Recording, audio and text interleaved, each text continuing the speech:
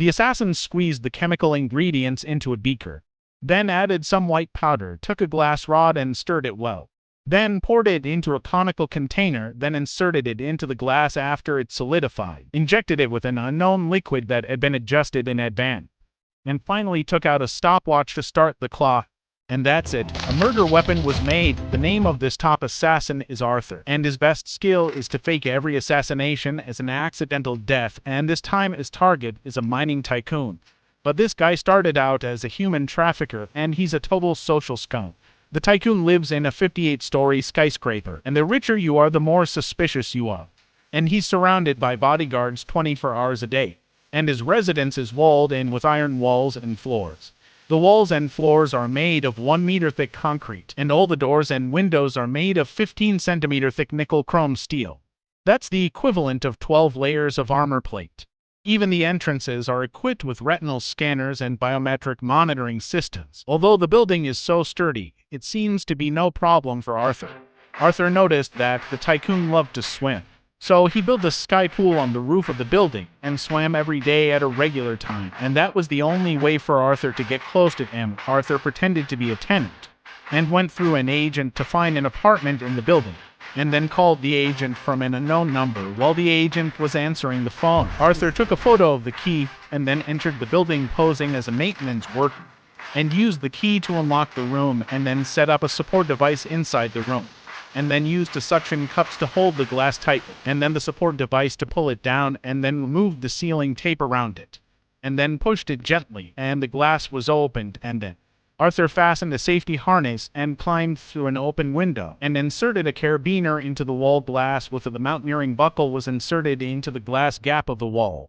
In this way, switched his right hand and left hand, Arthur managed to get to the bottom of the swimming pool on the roof of the building. Then he used the suction cups to suck on the glass at the bottom of the swimming pool. Unexpectedly, he almost attracted the attention of the bodyguard. After the bodyguard left, Arthur relied on the amazing strength of his arms and slowly moved to the center of the swimming pool. If you are not careful, you will be shattered to pieces. After fixing his body, took out his miniature driller. He drilled a small hole in the glass. Then he dives the cone bomb into the hole. Then he takes out a syringe and injects the reagent into it. At this moment, the target appears. He leaps into the pool. When he reaches the center of the pool, he makes an audition and Arthur has a deep look at each other. Before he reacts, the glass instantly starts to explode. Arthur immediately lets go of the suction cup and swings to the wall. At this moment, the water inside the pool suddenly bursts forth. It is too late for the tycoon to retreat. He was swept into the vortex by the strong suction. The bodyguards could only stare and wait.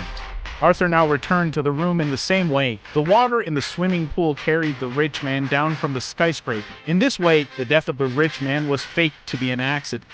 Arthur pretended to be a laborer and left the scene without any problem. However, it was not Arthur's will. It turned out that he was also forced by someone to do this. He was forced to do it, tired of fighting and killing. Arthur wanted to live a life of leisure. But on a vacation, a beautiful woman approached him and said that her boss wanted Arthur to help him take out 3 people and make it an accident. If he didn't agree to it, then the news of his faked death would be made public. It seems that the woman was prepared. The woman's name is Renee, and there are a bunch of assassins around. But Renee still underestimated Arthur's strength. Arthur took out his cell phone and took a picture of Renee, and then put the table on top of her. She couldn't move, and then she was knocked out. His men swarmed to the scene, but they were no match for Arthur, and just like that, a group of assassins were hit by Arthur, seeing more and more people on the other side. Arthur jumped. Renee knew that Arthur could not run away, so she led the killers to chase. When they arrived at the cable car, but there was no sign of Arthur.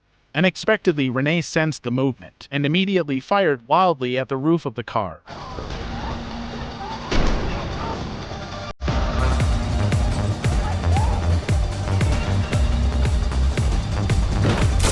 Arthur jumped straight up, in a beautiful arc in the air.